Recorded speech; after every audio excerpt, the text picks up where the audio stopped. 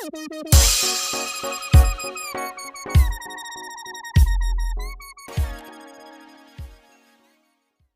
lagi dengan saya dari Pakar Pembelajar, tempatnya belajar kreatif. Terima kasih bagi yang sudah subscribe channel Pakar Pembelajar. Saya doakan semoga sehat selalu serta dilancarkan rezekinya. Langsung saja, kali ini kita akan belajar tema 2, udara bersih bagi kesehatan. Subtema 2, pentingnya udara bersih bagi pernafasan.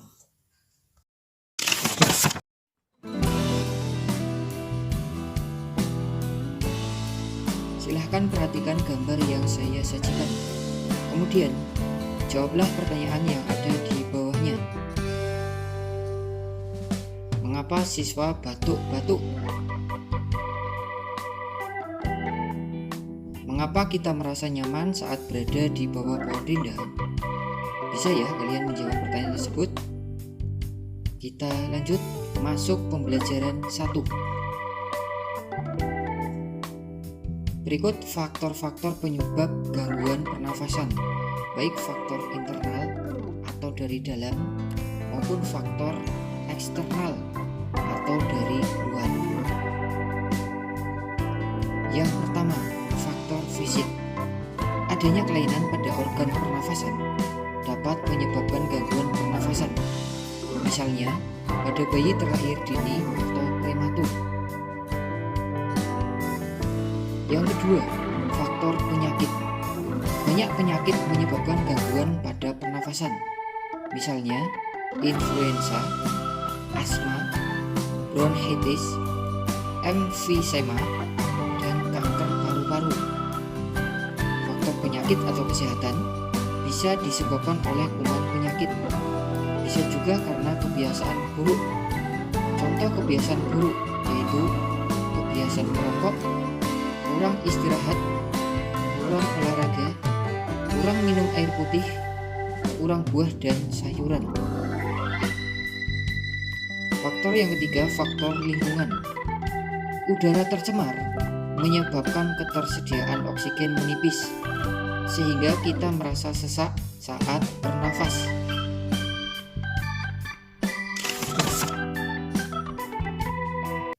Uldesak lantaran jerebu. Aroma sangit asap dari lahan yang terbakar menusuk hidung warga Pekanbaru, Riau. Pada Selasa pekan lalu, seantero kota diselimuti kabut. Jalanan lengang dan pagi itu meredup lantaran sinar matahari tersaput asap. Kebanyakan penduduk memilih tinggal di rumah. Meski begitu, asap tetap masuk lewat ventilasi. Tak ada lagi tempat berlindung. Di rumah saja sudah tak aman, ujar Asep Dadan Muhanda kepada Tempo. Khawatir terhadap kesehatan dua anaknya yang masih kecil, pria 34 tahun itu memboyong keluarganya keluar kota. Dari rumahnya di Kecamatan Tampan, Asep mengungsi ke tempat sanaknya di kota Bukit Tinggi. Apalagi sekolah dasar anak sulungnya diliburkan hingga waktu yang tak pasti. Hampir semua sekolah di Pekanbaru telah diliburkan sejak awal September lalu. Langkah meninggalkan Riau untuk sementara waktu memang tepat.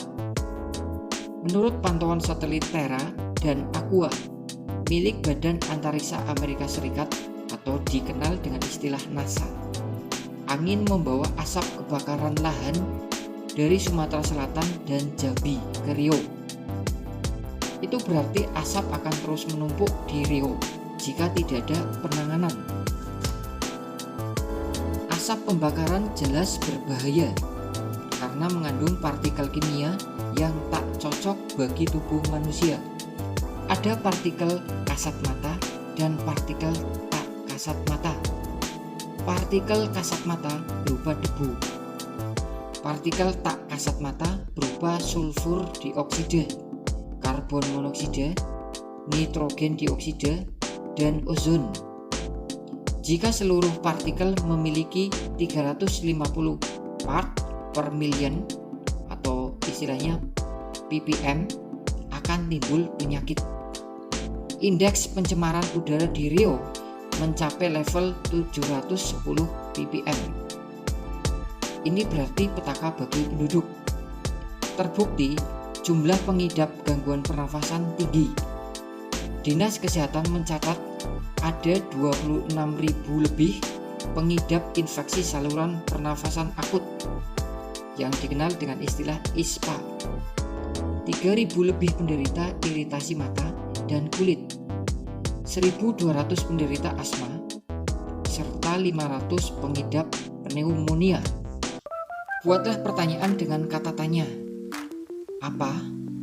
Siapa? Di mana? Bagaimana? Dan mengapa? Kemudian tuliskan jawaban dari pertanyaan tersebut. Tulislah dalam bentuk tabel seperti contoh berikut. Apa? Siapa? Di mana? Bagaimana? Dan mengapa? Asma merupakan penyakit penyumbatan saluran pernafasan yang disebabkan oleh alergi. Pencetus alergi misalnya udara dingin, rambut, bulu, kotoran, debu, atau tekanan psikologis. Kalian perhatikan, itu adalah contoh penderita asma yang biasanya menggunakan spray yang disemprotkan ke mulut. Perbedaan bronkus pada penderita asma dan bukan penderita asma. Silakan kalian perhatikan, bronkus normal itu seperti itu, bronkus sakit asma itu seperti itu. Gejala awal penyakit asma berubah, batuk terutama pada malam atau dini hari, sesak nafas, nafas berbunyi yang terdengar jika pasien menghembuskan nafasnya, rasa berat di dada, dan dahak sulit keluar. Dalam perkembangannya, pasien berpenyakit asma dapat mengalami gejala berat. Gejala berat adalah keadaan gawat darurat yang mengancam jiwa. Berikut gejala berat asma meliputi 1. Serangan batuk hebat, 2. Sesak nafas yang berat, 3. Nafas tersengal-sengal, 4. Sianosis atau kulit kebiruan yang dimulai dari sekitar mulut, 5. Sulit tidur. Posisi tidur yang nyaman adalah dalam keadaan duduk. Dan yang keenam, kesadaran menurun.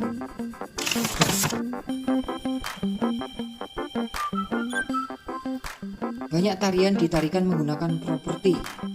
Contohnya adalah tari topeng. Penari pada gambar tersebut sedang menarikan tari klono topeng. Selain itu, ada juga tari piring, tari rangguk ayak. Apa yang dimaksud properti tari? Properti tari adalah perlengkapan tari yang bukan atau tidak termasuk kostum, tidak termasuk pula perlengkapan panggung, tetapi merupakan perlengkapan penari. Benda apa yang dapat digunakan menjadi properti tari? Contoh benda yang dapat digunakan menjadi properti tari antara lain payung, piring, kipas, selendang, pedang, keris, tombak, panah, dan topeng. Apa dasar pemilihan suatu benda digunakan sebagai properti tari? Dasar pemilihan suatu benda untuk digunakan sebagai properti tari adalah karakteristik tari itu sendiri. Masing-masing daerah memiliki karakteristik tari yang berbeda-beda. Apa fungsi properti tari? Fungsi properti tari yaitu sebagai unsur pendukung dalam tari. Membuat clipping. Carilah berbagai gambar tari daerah yang menggunakan properti. Carilah dari surat kabar, majalah, atau internet. Fotokopilah atau cetaklah gambar yang kamu dapat. Lalu tempelkan pada buku gambar atau kertas HVS atau juga bisa karton yang kamu jilid jadi satu. Berilah keterangan nama tari, daerah asal, dan properti yang digunakan. Kita masuk pembelajaran yang ketiga. Kalian perhatikan gambar yang saya sajikan. Kerja bakti, hak, kewajiban, dan tanggung jawab merupakan tiga hal yang berbeda, tetapi saling berkaitan erat satu sama lain. dan tidak bisa dipisahkan. Hak sebagai warga masyarakat antara lain mendapat perlindungan hukum, mendapatkan pekerjaan dan penghidupan yang layak, menikmati lingkungan bersih, hidup tenang dan damai, bebas memilih, memeluk, dan menjalankan agama, berpendapat dan berorganisasi, mengembangkan kebudayaan daerah. Kewajiban sebagai warga masyarakat contohnya adalah mematuhi aturan atau norma yang berlaku dalam masyarakat, menjaga ketenangan dan ketertiban lingkungan masyarakat, mengikuti kegiatan yang ada di lingkungan RT, RW atau desa setempat, misalnya kegiatan kerja bakti, gotong royong, dan musyawarah warga masyarakat setempat, menghormati tetangga di lingkungan tempat tinggal, membantu tetangga yang terkena musibah, menjaga kebersihan lingkungan tempat tinggal. Jenis usaha ekonomi yang dikelola sendiri ataupun kelompok. Jenis usaha ekonomi yang dikelola sendiri atau perorangan. Contohnya adalah usaha pertanian. Sebagian besar usaha pertanian dikelola secara perorangan. Namun, ada juga usaha pertanian yang dilakukan secara besar-besaran. Usaha perdagangan. Contohnya, pedagang asongan, pedagang keliling, pedagang kaki lima, pedagang di pasar, warung, dan toko kelontong. Usaha jasa. Contohnya, usaha fotokopi, bengkel, potong rambut, dan penjualan pulsa. Industri kecil. Industri kecil yang dimaksud adalah industri rumahan. Contohnya, usaha kerajinan tangan berupa pembuatan keramik, souvenir, tembikar, anyaman, dan mebel. Usaha ekonomi yang dikelola kelompok. Contoh bentuk usaha ekonomi bersama adalah firma. Firma adalah usaha ekonomi bersama yang didirikan oleh sekurangnya 2 sekutu. Usaha berbentuk firma biasanya bergerak di bidang layanan konsultasi hukum dan keuangan. Persekutuan komanditer.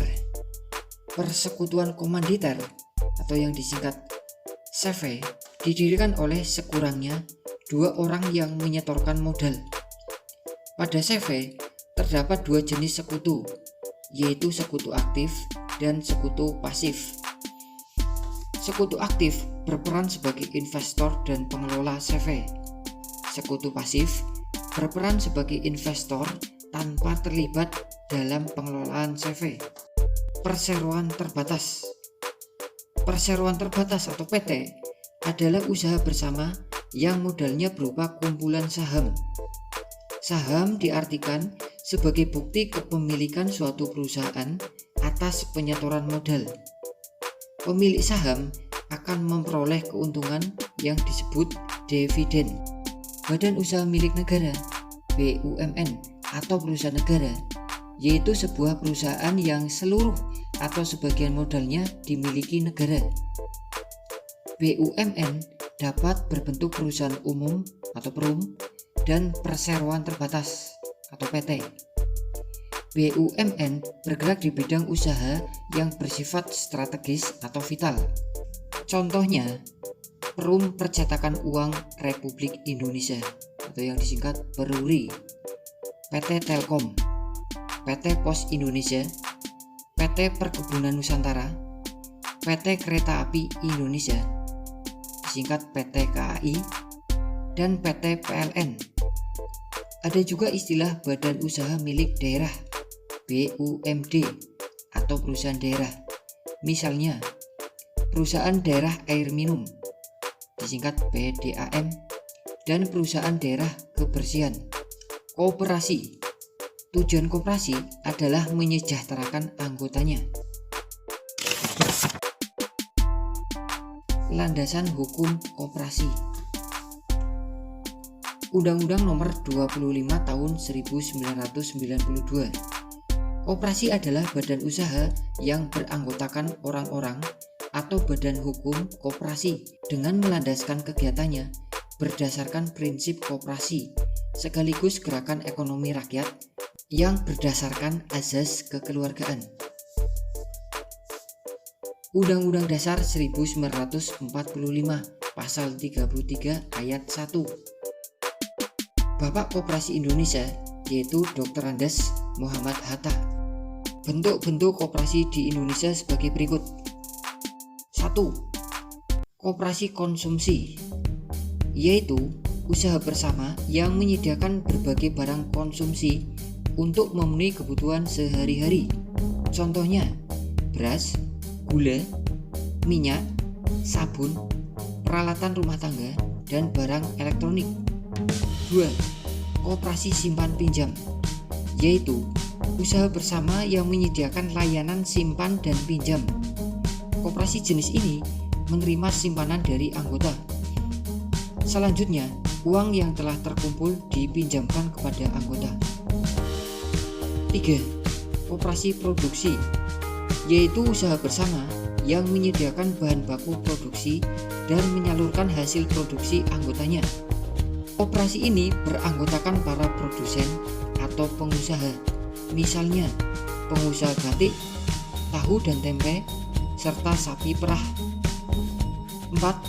Koperasi jasa, yaitu usaha bersama yang menyediakan layanan atau jasa tertentu bagi anggotanya. Contohnya, koperasi angkutan. 5. Koperasi serba usaha, yaitu usaha bersama mengelola berbagai jenis usaha, misalnya penyediaan barang konsumsi, simpan pinjam, penyediaan bahan baku, dan penyaluran hasil produksi. Contohnya, Koperasi Unit Desa (KUD). Kerjasama dengan orang tua. Tulislah hak, kewajiban, dan tanggung jawab yang dimiliki masing-masing anggota keluargamu. Silakan kalian perhatikan tabel di bawah ini. Anggota keluarga: ayah, ibu, kakak, adik, haknya apa, kewajibannya apa, serta tanggung jawab. Silakan kalian kerjakan. Saya tunggu tugas kalian ya. Kita masuk pembelajaran yang keempat. Cerita pendek atau cerpen. Silakan kalian dengarkan contoh cerpen yang berjudul Tanggung Jawab Ade. Sebenarnya Ade tahu dan mengerti. Setiap hari Kak Nina selalu membantu ibu menyiapkan makanan untuk dijual, mengantarkan ke warung-warung dengan mengendarai sepeda sebelum pergi ke sekolah.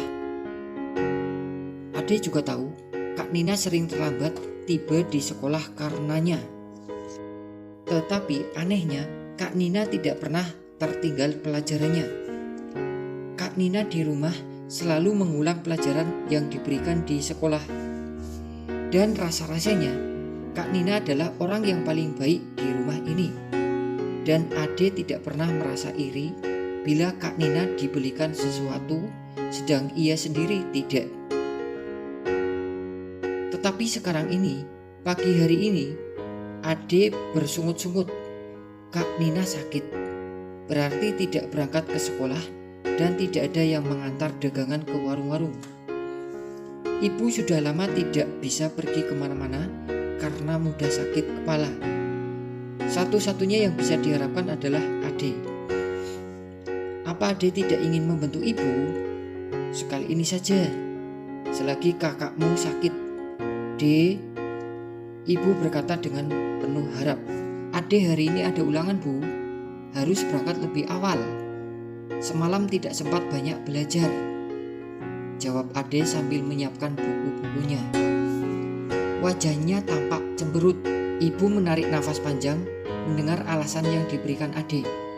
Kalau sudah demikian, mau apa lagi? Biarlah saya sendiri saja bu. Rasanya kepala saya sudah tidak pening lagi, seru Kak Nina dari dalam kamar. Mendengar suara Kak Nina, ibu lalu meninggalkan Ade yang masih berwajah cemberut. Betul kau sudah sehat, Nina? Ibu khawatir nanti malah tambah sakitmu, kata ibu. Kak Nina bangkit perlahan dari tempat tidurnya, lalu pergi ke kamar mandi. Ibu hanya mengawasi dari belakang sambil menggendong adiknya yang masih bayi. Kenapa tidak kau bilang dari tadi kalau badanmu tidak sehat, Nin? Kalau saja kau bilang selagi bapak belum berangkat, pasti bapakmu yang mengantarkan kue-kue dagangan kita ini, bisik ibu. Baru terasa setelah saya mandi tadi, Bu. Mulanya tak terasa apa-apa. Mungkin sebentar juga sembuh, Bu, jawab Nina sambil terus berpakaian. Ade berangkat tergesa-gesa. Ada ulangan, begitu alasan yang disampaikannya untuk menolak tugas yang biasa dilakukan Kak Nina. Padahal ia tidak langsung menuju ke sekolah, karena di sekolah pada waktu sepagi itu masih sepi. Bahkan mungkin gerbangnya belum dibuka. Dan sebenarnya pula tidak ada ulangan. Ade sengaja menolak tugas itu karena malu. Ia tidak mau teman-temannya melihatnya naik sepeda sambil membawa keranjang kue-kue. Ia tidak mau dikata-katai teman-teman seperti yang dialami Alif yang mengantarkan koran tiap pagi itu. Hari masih pagi benar. Ade tidak tahu akan kemana tujuannya pada pagi itu. Apakah akan mampir ke rumah Tina atau Nino? Lebih baik ke rumah Yova saja. Biasanya anak itu sudah siap pagi-pagi sekali. Aku bisa meluangkan waktu menunggu siang di rumahnya, pikir Ade. Tiba di rumah Yova, Ade ternyata harus menunggu lama sekali. Yova masih berjalan-jalan bersama adiknya yang masih kecil. Mama Yova sedang menata meja makan untuk sarapan papanya. Kakak Yova sedang mengepel lantai. Papa Yova sedang mencuci mobil. Big Ichi sedang membantu membersihkan makanan di dapur. Dan Ade merasa jengah menunggu di teras. Tunggu sebentar, Dek. Yova cuma mengajak jalan-jalan Vina menghirup embun pagi. Tak lama lagi dia pasti kembali. Dia juga sudah siap akan berangkat, kata Papa Yova mencoba menenteramkan kegundahan Ade yang sedang menunggu itu. Tetapi yang dikatakan oleh Papa Yova itu ternyata lama sekali bagi Ade. Jam dinding di rumah Yova menunjukkan pukul 6:10. Jarumnya bergerak perlahan.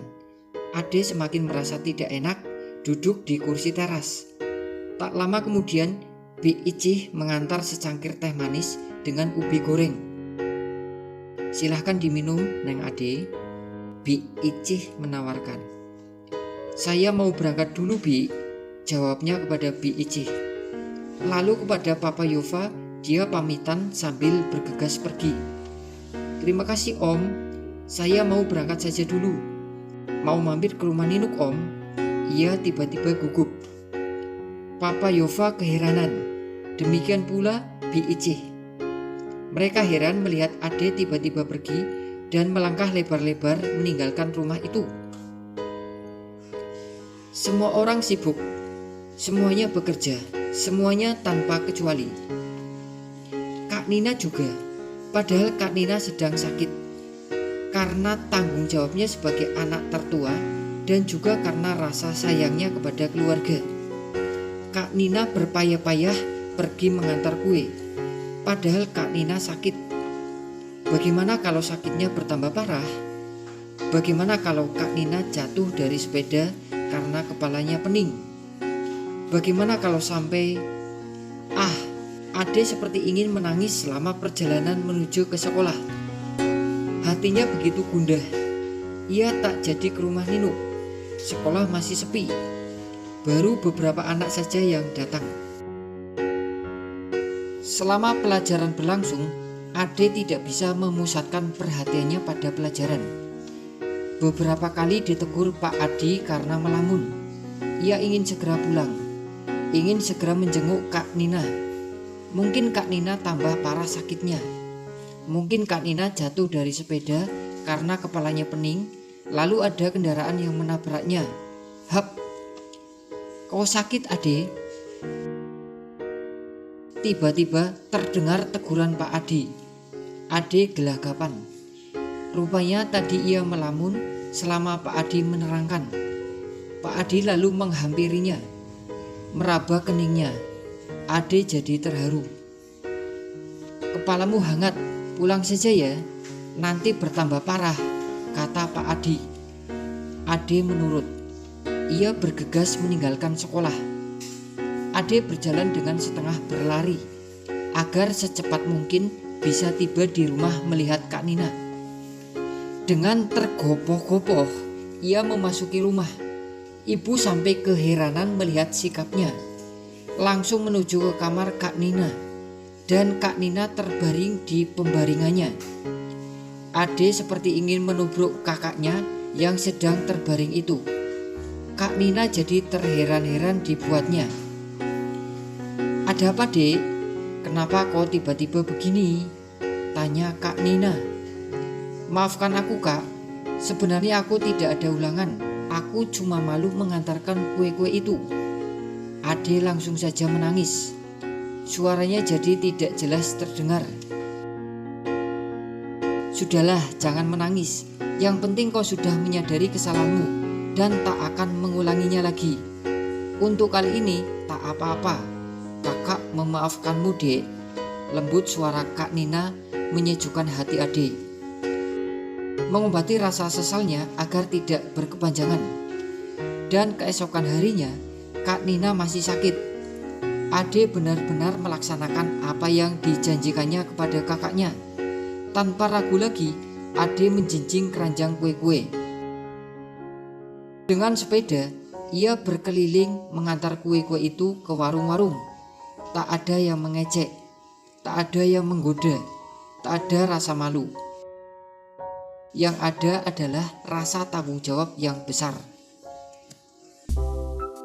Pengaruh kegiatan ekonomi terhadap kesejahteraan masyarakat. Satu kegiatan ekonomi terhambat akan mengganggu kegiatan ekonomi lainnya. Kegiatan ekonomi itu ada 3, produksi, konsumsi, distribusi. Untuk penjelasan produksi, konsumsi, distribusi, silakan kalian lihat materi sebelumnya. Orang yang melakukan kegiatan produksi disebut produsen. Orang yang melakukan kegiatan konsumsi disebut konsumen. Orang yang melakukan kegiatan distribusi disebut distributor. Pembelajaran yang kelima, penyakit pada sistem pernafasan. Antara lain, yang pertama, emfisema. Emfisema merupakan penyakit pada paru-paru. Paru-paru mengalami pembengkakan karena pembuluh darah pada paru-paru kemasukan udara. Yang kedua, asma. Asma merupakan kelainan penyumbatan saluran pernafasan yang disebabkan oleh alergi, debu, bulu, atau perubahan cuaca. Kelainan ini dapat diturunkan dan dapat kambuh jika suhu lingkungan cukup rendah atau keadaan dingin. Yang ketiga, kanker paru-paru. Penyakit ini merupakan salah satu penyakit paling berbahaya. Sel-sel kanker pada paru-paru terus tumbuh tidak terkendali. Penyakit ini lama-kelamaan dapat menyerang seluruh tubuh. Salah satu pemicu kanker paru-paru adalah kebiasaan merokok. 4. Tuberkulosis atau TBC. TBC merupakan penyakit paru-paru yang disebabkan oleh Mycobacterium tuberculosis. Bakteri tersebut menimbulkan bintil-bintil pada dinding alveolus.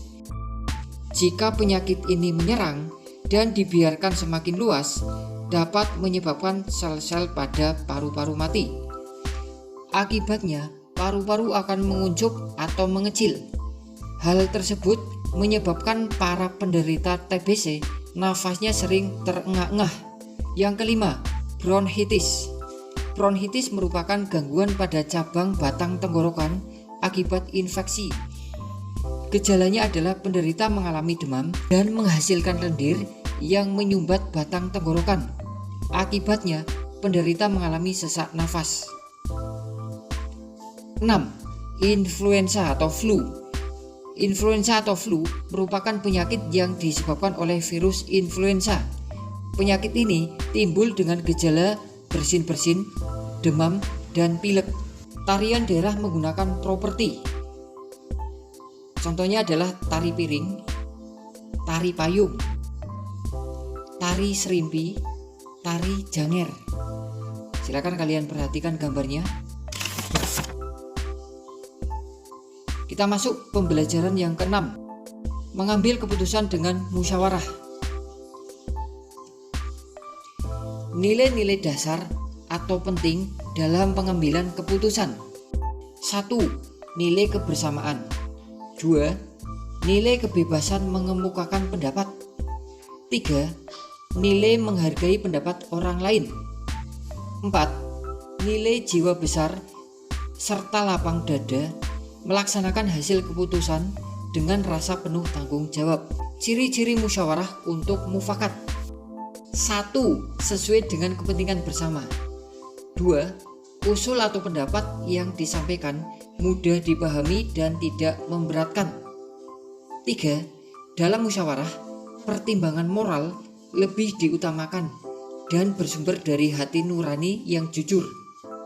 4. Pembicaraan harus dapat diterima dengan akal sehat dan sesuai dengan hati nurani. Prinsip-prinsip dan aturan musyawarah untuk mencapai mufakat antara lain: 1. Musyawarah dilandasi dengan akal sehat dan hati nurani yang luhur. 2. Musyawarah dilandasi semangat kegotong royongan dan kekeluargaan. 3. Mengutamakan kepentingan umum. 4. Menghargai pendapat orang lain. 5. Keputusan yang diambil harus dapat dipertanggungjawabkan secara moral kepada Tuhan Yang Maha Esa. 6. Melaksanakan keputusan bersama dengan dilandasi itikat baik dan penuh rasa tanggung jawab. Tata cara dan persyaratan musyawarah. Tata cara dan persyaratan musyawarah antara lain: 1. Peserta musyawarah harus hadir sebelum musyawarah dimulai. 2. Musyawarah dimulai jika peserta musyawarah telah mencapai quorum. Quorum adalah penetapan jumlah minimum anggota yang harus hadir pada saat musyawarah.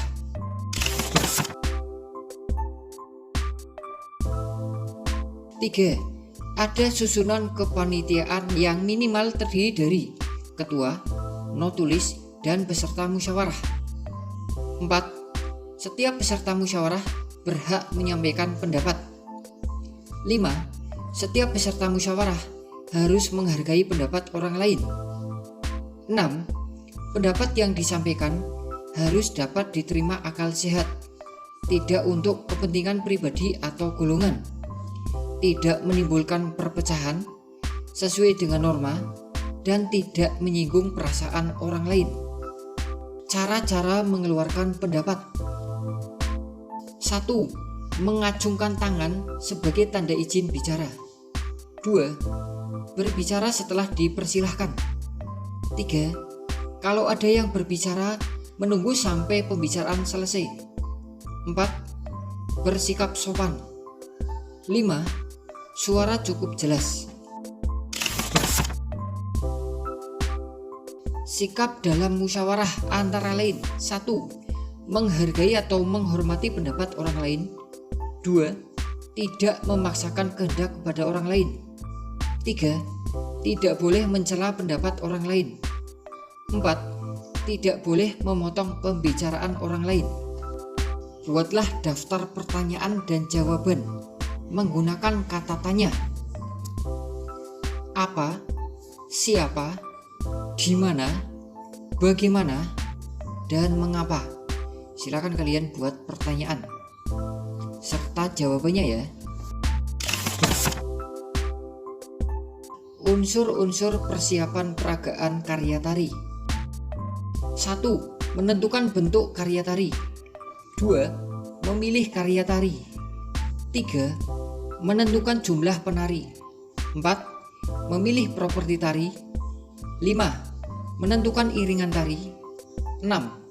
Memilih busana tari. Tugas kelompok. Silahkan kalian pilih satu jenis tarian daerah. Buatlah video peragaan tari. Saya tunggu ya tugas kalian.